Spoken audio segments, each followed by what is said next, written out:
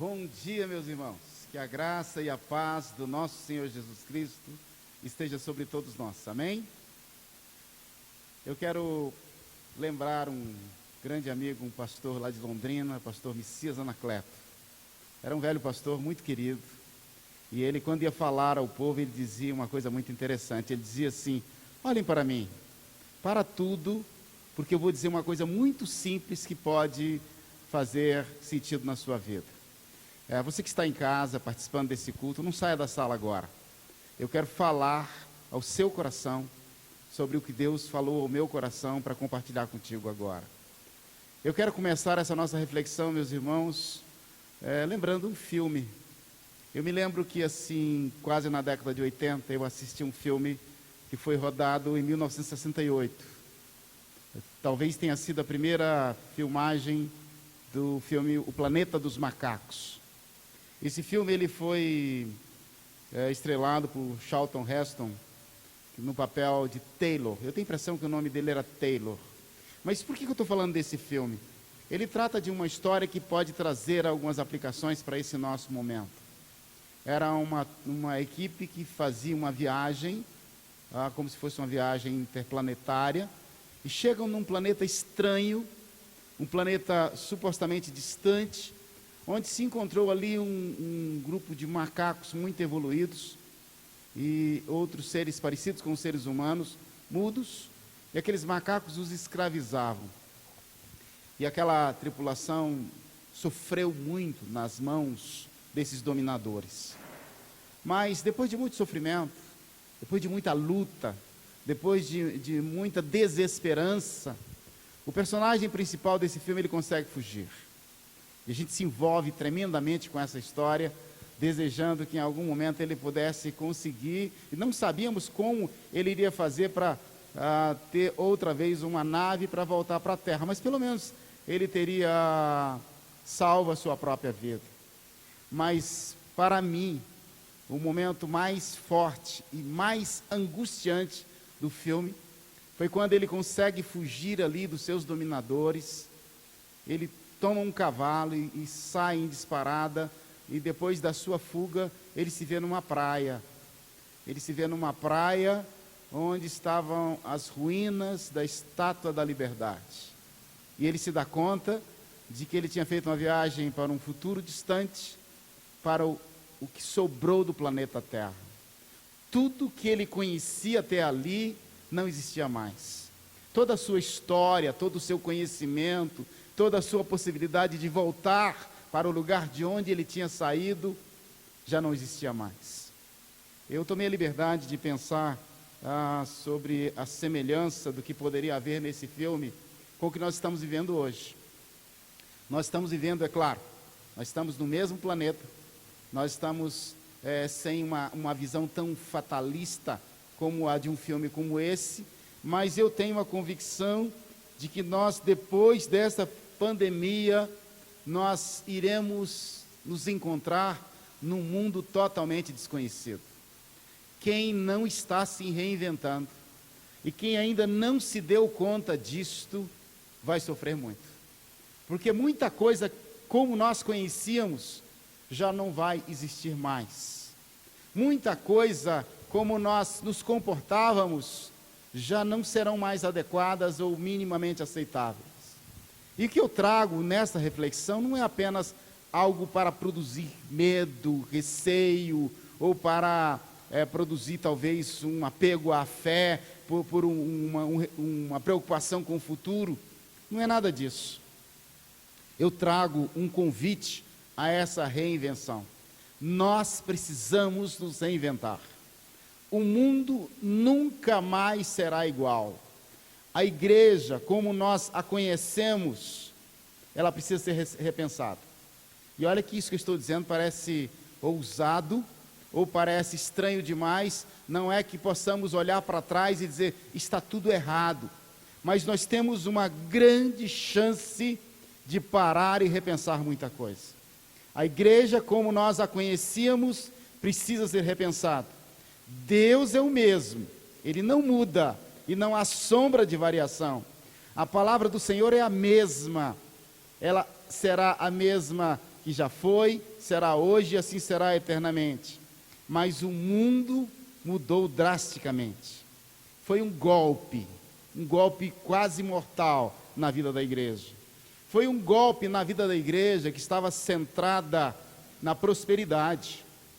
Eu gosto de dizer isso, talvez não para tripudiar em cima, mas para nos convidar a uma reflexão. Onde está nesse momento a teologia da prosperidade? Aquilo que parecia responder a todas as demandas e anseios das pessoas que procuravam o evangelho, como se pudesse haver uma troca, se vê esvaziado desse modelo de igreja. Não dá mais para pensar nisto. Onde é que está nesse momento a igreja que estava centrada na cura? Se nós estávamos preocupados às vezes em levar as pessoas para curas de toda a ordem, nós vemos o mundo ser assolado com milhares e, por que não dizer, milhões de mortes que batem às nossas portas, que estão nas nossas ruas, com pessoas que a gente conhece. Ela precisa ser repensada.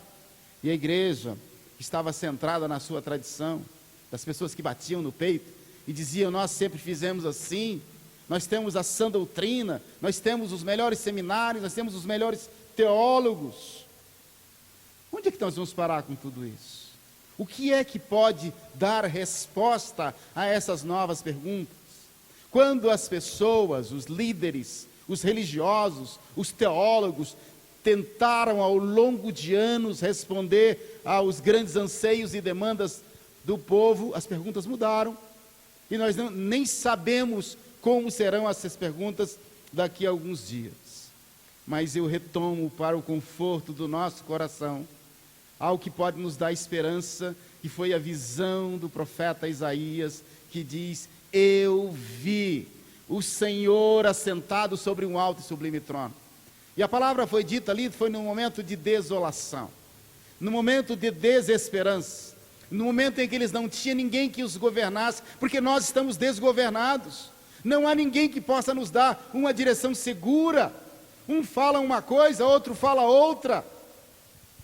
O governador faz um decreto, o prefeito de uma cidade diz que não vai cumprir, depois outro diz que vai cumprir, e sai uma liminar mandando abrir, depois mandando fechar.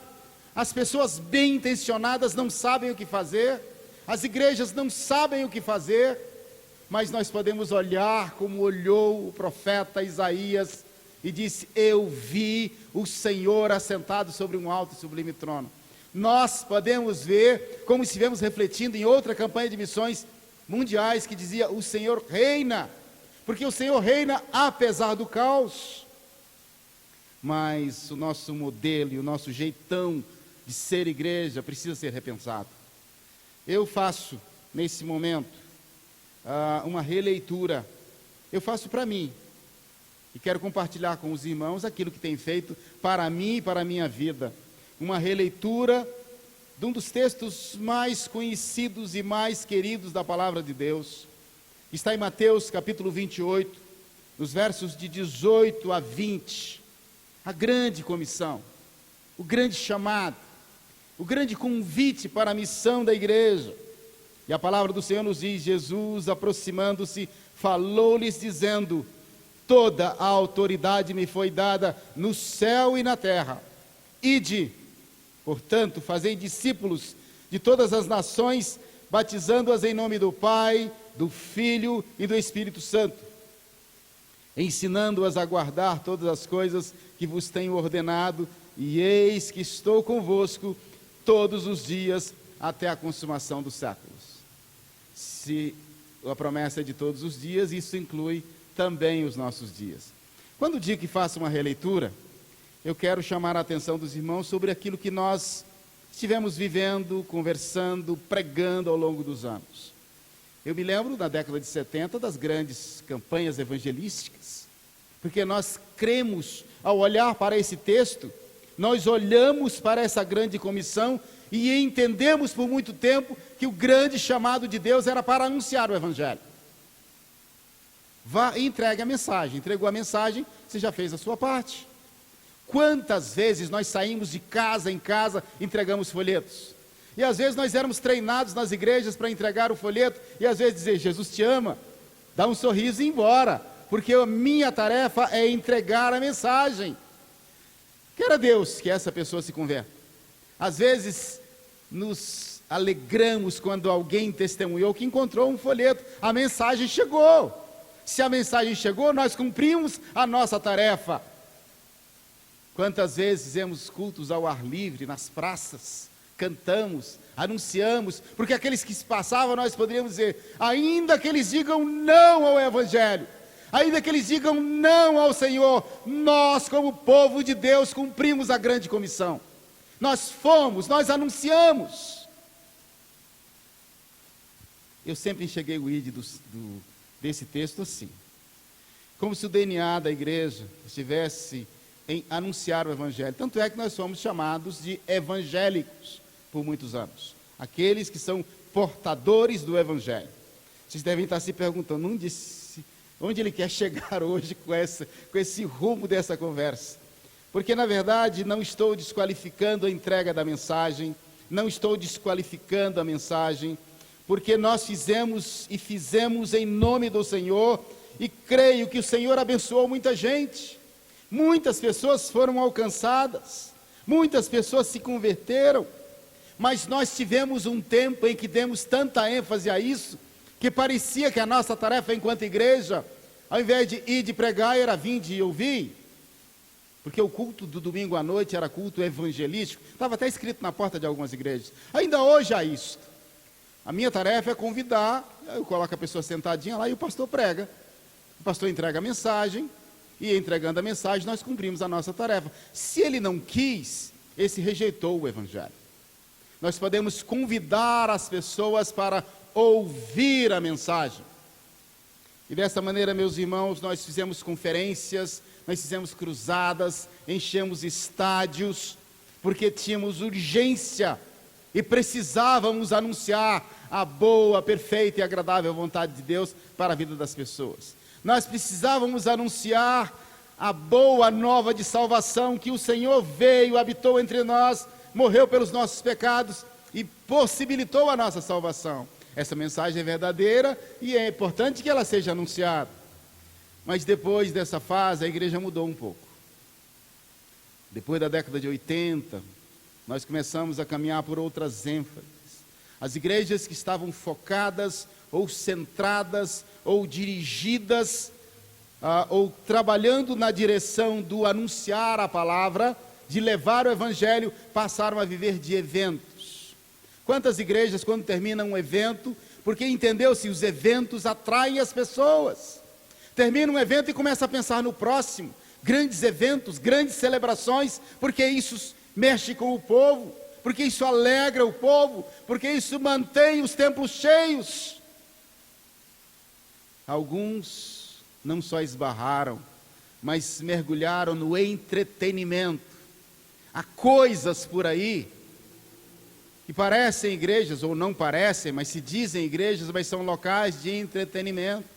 Já vi igrejas com ministérios fortes de jovens, de adolescentes, mas com uma pegada muito forte de entretenimento, porque é importante ter as pessoas na igreja, é importante ter as crianças na igreja, é importante ter os jovens na igreja, ainda que o que tenhamos a oferecer a essas pessoas não seja realmente o Evangelho. Nós temos que disfarçar o Evangelho, nós temos que colocar uma cara de entretenimento, da turma, do desejo e tudo mais, e do prazer para que as pessoas venham.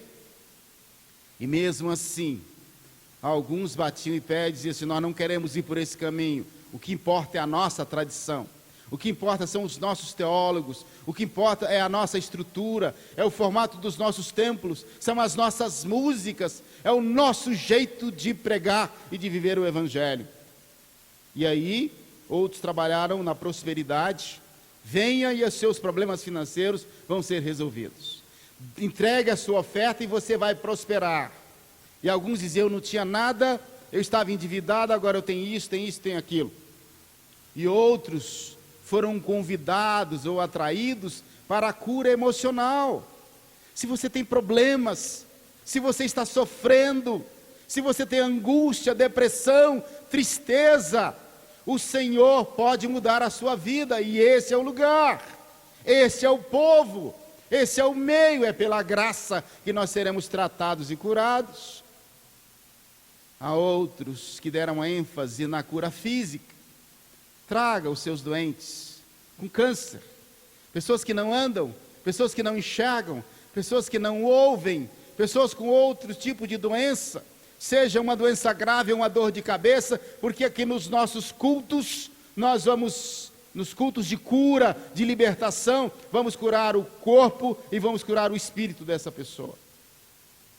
Há outras igrejas que deram ênfase às famílias. É importante, todas essas coisas são necessárias e fazem parte do Evangelho, estou falando de ênfase. Tem igreja que no nome dela tem uma questão de família, é um movimento de familismo. Porque as pessoas imaginam, se eu estiver nessa igreja, a minha família estará mais unida, o meu casamento estará melhor, os meus filhos estarão num lugar próprio para serem bem educados no caminho do Senhor. Alguns chegavam a dizer assim: eu vou para a igreja e esse é o momento, porque esse é o melhor lugar para eu criar os meus filhos. Deus abençoou muita gente. Deus restaurou muitas famílias, muitos casamentos, curou muitas pessoas. E apesar da nossa confusão nas ênfases, Deus não deixou de nos abençoar. Mas em muitos casos, em muitas igrejas, em muitos lugares, em muitos corações, e muitas vezes no meio de nós, Jesus ficou de fora. Nós fizemos do nosso jeito, fizemos em nome de Jesus, mas nós tínhamos a receita. Parece que a nossa receita perdeu a validade. O mundo virou de cabeça para baixo. Nós não podemos ter nem as pessoas sentadas aqui conosco para celebrar. Algumas igrejas deixaram de chamar os membros da igreja e passaram a chamar de frequentadores, porque o que importa é a frequência. Nós fomos mortalmente feridos. Mortalmente feridos. Estamos confusos. Mas eu creio que Deus fez isso por misericórdia. Algumas pessoas estão dizendo por aí que é juízo de Deus, que Deus está pesando a mão sobre esse mundo mau e tenebroso. Eu não creio assim. Meus irmãos, nós estávamos caminhando a passos largos para o nominalismo. Nós estávamos caminhando rapidamente para o secularismo. O que é isso? Muitas pessoas falavam em nome de Deus, diziam o Evangelho, mas com os corações vazios, sem conversão, sem compreender o que estavam fazendo na igreja. Por todas essas ênfases, foram atraídos pelos motivos errados. Não houve transformação, não houve toque divino, não houve mudança. Religiosidade vazia. Mas Deus, assentado sobre um alto sublime trono, olha para nós e com o coração cheio de compaixão, porque há uma palavra muito interessante quando nos diz que Jesus, vendo as multidões que andavam aflitas e exaustas, teve compaixão dela. Jesus viu para ter compaixão. Deus Pai, Deus Espírito Santo e Deus Filho teve compaixão de nós e nos colocou na cadeirinha do pensamento. Quantas vezes as pessoas dizem: senta aqui e vai pensar. Algumas pessoas criticam isso hoje, mas vamos usar isso como figura.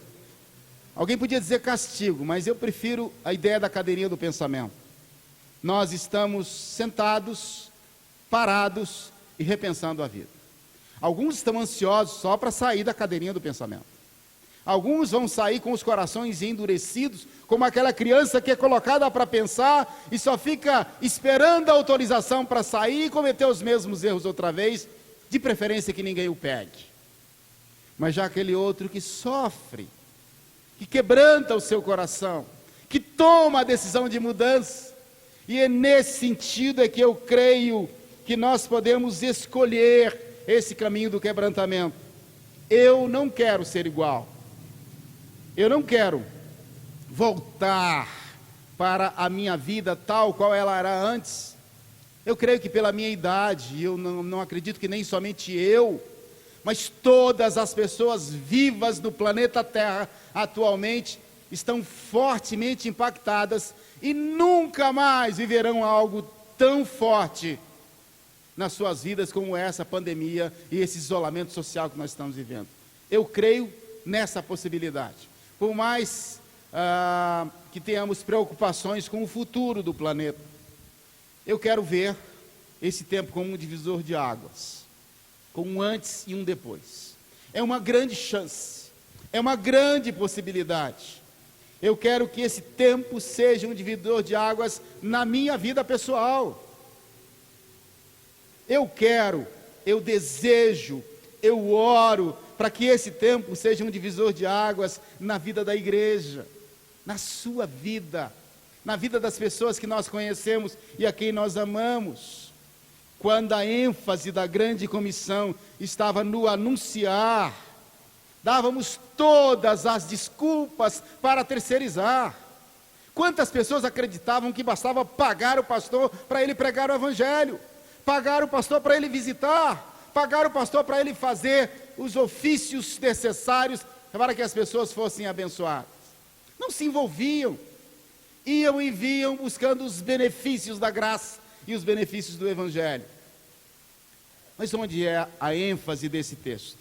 Quando a gente lê de novo o texto, eu, de certa forma, fico surpreso, que a gente sabe, já ouviu falar, mas de alguma maneira não olha para esse texto com esse olhar que digo agora aos irmãos. Jesus, aproximando-se, falou-lhes dizendo: toda a autoridade me foi dada no céu e na terra, autoridade absoluta, ide, portanto, fazei discípulos. A palavra do Senhor não nos manda simplesmente ir pregar. Fazer discípulos é muito mais do que só pregar, é muito mais do que entregar um folheto, é fazer seguidores de Jesus, é relacionamento, é envolvimento, é doação, é entrega. Não é um programa novo. Há uns 2 anos mais ou menos, eu retornei a Anápolis depois de alguns anos. Eu fui ordenado em Anápolis, na primeira igreja batista, e fiz um trabalho que a gente chamava de discipulado à época. E eu talvez acreditasse que as pessoas nem pudessem lembrar disso. Algumas pessoas me abordaram e disseram o seguinte: pastor, o senhor me discipulou. E eu até brinquei, eu lembro qual o material que a gente usou. Era o livrinho Segue-me, porque a ênfase no discipulado estava no conteúdo.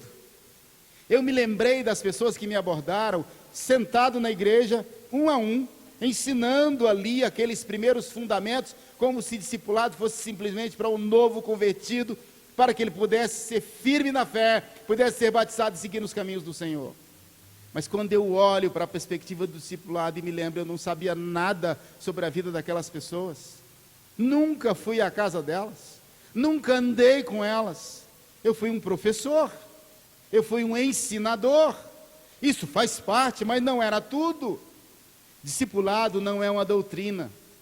Houve muita confusão por aí, das pessoas imaginarem que o discipulador é aquele que tem poder sobre o outro.